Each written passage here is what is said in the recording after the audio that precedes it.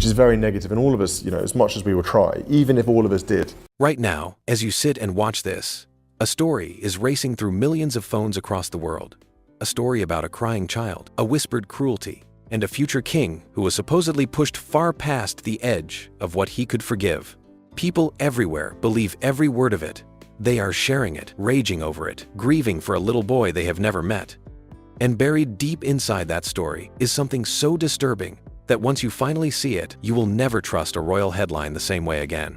Before we touch a single news, you need to see what Prince William did in the most recent chapter of this family's life, because it changes how you understand everything that follows.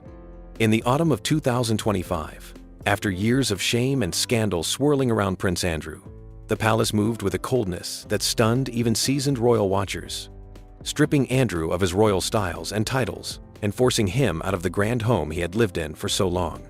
This was not a gentle nudge toward the shadows. This was a man being erased from the front line of the monarchy, and almost everyone who studies this family understood instantly that the quiet hand guiding it belonged to William. The royal commentator Hilary Fordwich said it plainly, describing the whole decision as a clear sign that William is prevailing, that the future king is the one truly shaping the direction of the crown now. The historian George Gross went further, calling it a decisive statement of exactly what had to be done to get the royal house in order, and adding that it makes life far easier for William going forward. These are not gossip voices. These are serious people who watch the monarchy for a living, and they all pointed to the same conclusion, that a new force has taken hold inside those palace walls. Then William himself pulled back the curtain. Sitting for a documentary around that same time, he told the world that change is firmly on his agenda, that it would be change for good, and that it would be the kind of change he believes simply needs to happen. He said it calmly, almost softly. And that calmness is the most chilling part, because it tells you this is a man who does not shout, does not threaten, and does not warn. He simply acts, and when he acts, the consequences are permanent. So when you hear a story claiming that someone hurt one of his own children, you have to ask yourself what a man like this would do in response. And the answer to that question is far stranger than anyone expected. Here is the story that has gripped so many people, the one you have almost certainly seen in some form, dressed up with dramatic music and urgent thumbnails that practically beg you to click before you can think. The version racing across the internet goes like this. During a quiet family stay at Balmoral, the peaceful Scottish estate where the royals go to escape the cameras, young Prince Louis supposedly wandered away from the adults and ended up alone in a conversation with one of Queen Camilla's grandchildren. According to the story, that conversation turned vicious, with the grandchild allegedly mocking the little boy and even dragging in cruel references to his mother Catherine and to the memory of Princess Diana, the grandmother he was never given the chance to meet. The tale claims the child burst into tears and ran straight to his mother. And from there, it builds into a full palace war. Catherine supposedly confronts William with a quiet fury, reminding him of the pain his own mother suffered. William supposedly responds by moving against Camilla's family, quietly stripping away their royal privileges one by one. King Charles supposedly stands back and lets it all unfold, too tired or too wise to step into the storm. It is a gripping story, and I completely understand why so many people believed it and shared it, because it touches everything we already feel about this family. The old rivalries, the buried wounds, the sense that something fragile is always about to shatter behind those doors. And yet, the more carefully you sit with this story, the more a strange feeling starts to creep in, a quiet sense that something about it does not quite add up. The details are oddly vague in the places that should be sharp. The child is never truly named. The supposed witnesses never seem to have faces. The dates float around like smoke, never landing on anything solid you could actually check. Most people scroll past these gaps without noticing them, swept along by the emotion of it all, and that is exactly what the story is designed to do. But once you start pulling on those loose threads, you uncover a coincidence hiding right at the center of it. One small detail that almost nobody noticed, and it cracks the entire thing wide open. The reason this story felt so believable to so many people is that the names buried inside it are completely real. And that is exactly what makes a clever lie so dangerous to the people who hear it. A lie built on nothing at all falls apart the moment you poke it. But a lie wrapped around real names and real faces can slip right past even a careful person. And that is precisely what happened here. Queen Camilla truly does have 5 grandchildren, and they are not distant strangers floating somewhere on the edge of the royal world. They are woven right into it. Through her son, the well-known food writer Tom Parker Bowles, she has a granddaughter named Lola and a grandson named Freddie. Through her daughter, Laura Lopes, she has a granddaughter named Eliza, along with twin grandsons named Gus and Louis. These children have stood at the very heart of the biggest royal moments of the past 15 years, with Eliza serving as a bridesmaid at William and Catherine's wedding back in the spring of 2011, and 3 of Camilla's grandsons walking proudly as pages at the coronation in the spring of 2023, standing only a few steps away from Prince George himself.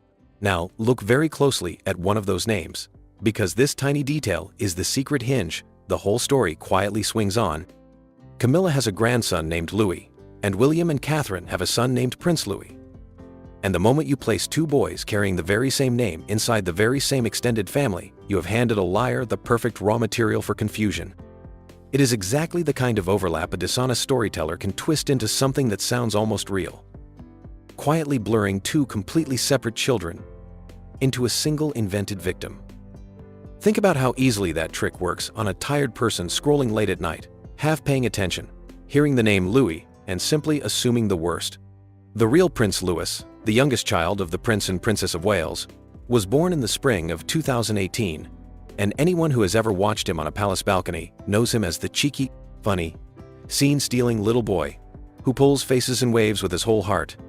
Not as some fragile victim crushed by a cruel cousin, there is genuine warmth in this blended family, real history, and real photographs of these children growing up side by side over many long years, sharing weddings and holidays and quiet ordinary days that no camera ever captured.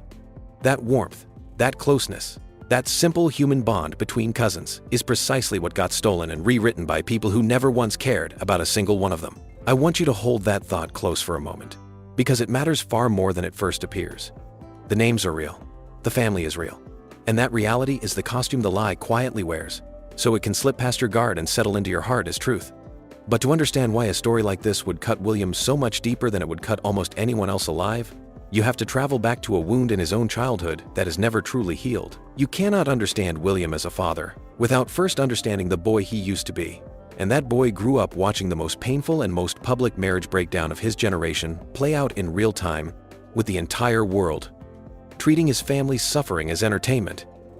His mother, Princess Diana, spoke openly about her own struggles in ways that were almost unheard of at the time, sitting for a television interview in the autumn of 1995 that more than 20 million people in Britain alone stayed awake to watch. In that interview, she described a marriage that felt impossibly crowded and a loneliness so heavy you could feel it pressing through the screen. That same interview was later found to have been obtained through deception by the journalist who conducted it, which only makes the whole ordeal feel more cruel because a grieving woman had her rawest moments harvested and broadcast for ratings. Then came the night, in the late summer of 1997, that changed everything, when Diana was killed in a car crash in Paris while being chased by photographers, leaving behind 2 boys who were far too young to lose their mother in such a brutal and public way. William has spoken about this himself, and his words are worth holding on to. He once explained that most of the times he remembers his mother crying, it was because of the press, and that the lesson he carried out of all that pain was the need to keep a barrier and a boundary that the outside world can never be allowed to cross. He has said, with a heaviness you can actually hear in his voice, that part of why he chooses to speak about her now is that he and his brother feel they owe it to her, and that they were never able to protect her when she needed protecting the most. Sit with that for a moment, because it is the emotional engine behind everything this man does. Imagine carrying the belief, even quietly, that you failed to shield your own mother from a world that hunted her. That kind of guilt does not fade with time the way you might expect. It does not stay safely locked away in the past. Instead, it grows roots, and it quietly shapes the choices a person makes for the rest of his life. For William, that buried wound would eventually harden into a single fierce promise, one that now guides nearly every decision he makes as a father. Everything William endured as a boy slowly hardened into a vow the moment he held children of his own, and that vow is the real key to understanding this man, far more than any palace rumor will ever be. He has said plainly that he wants to raise his children in a happy, stable, and secure world, and that he flatly refuses to let them grow up hidden away behind cold palace walls because he wants them out in the real, living, breathing world where actual childhood happens. He has spoken openly about how the endless press attention makes that simple goal so much harder to reach. And then, he has added, almost like a quiet oath spoken under his breath, that he will fight for his children to have a normal life anyway. When a man who watched the cameras help break his own mother looks you in the eye and tells you he will fight, you understand in your bones that he means every single word of it. This is not the cold and distant royal parenting of past generations, where feelings were locked away behind duty and a stiff, unbroken silence, and that difference is the entire point of who William has chosen to become. He and Catherine made a deliberate choice to raise their children another way completely, telling the world that they want both George and Charlotte, and little Louis right there alongside them, to grow up feeling completely free to talk about their emotions and their worries out loud, rather than swallowing them down and pretending everything is fine. William took that quiet belief and turned it into real and public action through the mental health work he launched with Catherine and his brother, gently urging a whole country to stop hiding its pain in the dark where it only festers and grows, and to start speaking about it honestly instead. The family even packed up and moved into a new home on the Windsor estate so the children could have something far closer to an ordinary upbringing, and all three of them attend a school that teaches boys and girls together. A small but meaningful modern choice that royal experts described as genuinely groundbreaking for a family bound so tightly by centuries of tradition.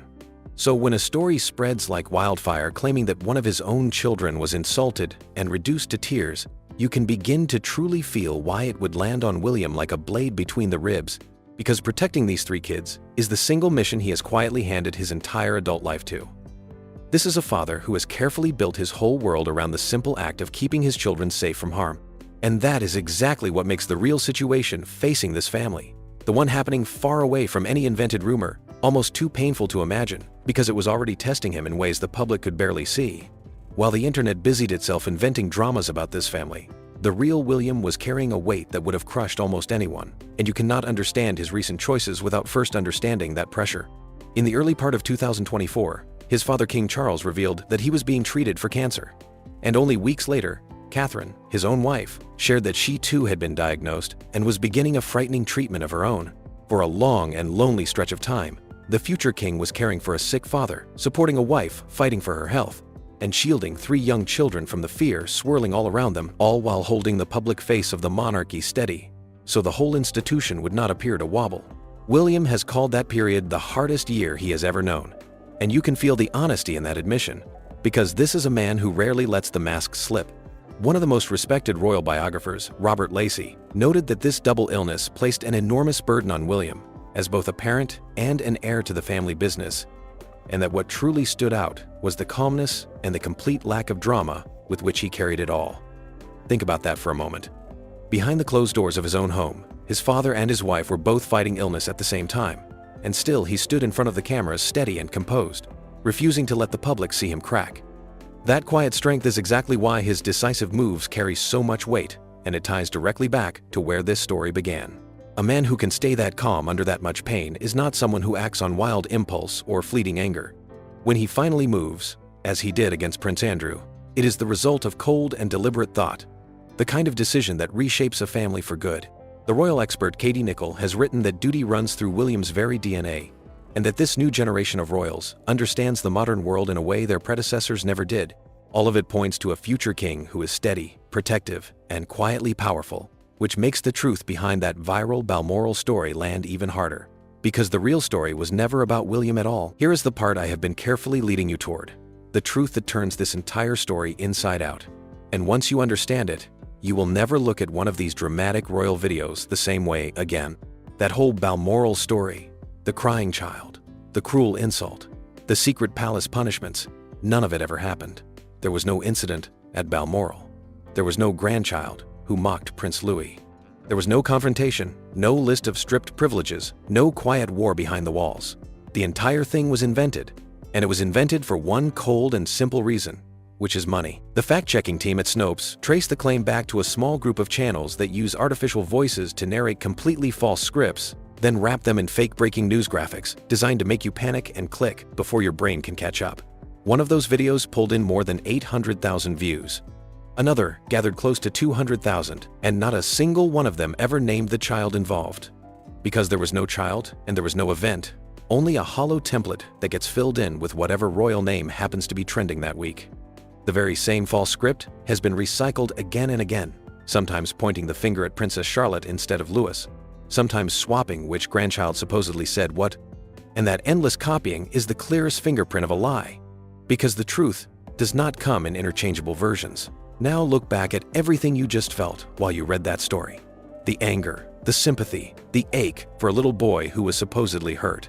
All of it was harvested from you on purpose by people who built an entire business out of inventing pain about real children simply because outrage and sympathy keep you watching the longest. That is the real cruelty here, and it is so much darker than the fake one. The truth about Camilla and her grandchildren is gentle and completely ordinary. A blended family that has, over 2 decades, quietly found a steady and respectful place for everyone in it, with Catherine often credited as the calm peacemaker who helped smooth the bonds that earlier years had strained. The real William is exactly the man the evidence shows, shaped forever by the loss of his mother, fiercely determined that his own children will never carry the pain he carried, and increasingly willing to use his growing power to protect them and reshape an ancient institution on his own terms. That is the story they never wanted you to see, because the truth, in the end, was always more powerful than the lie. So tell me honestly down in the comments, did you believe the Balmoral story before tonight? And how does it feel now that you know the truth behind it? Share your thoughts below, and let me know exactly what you want me to uncover next. You want me to uncover next. You want me to uncover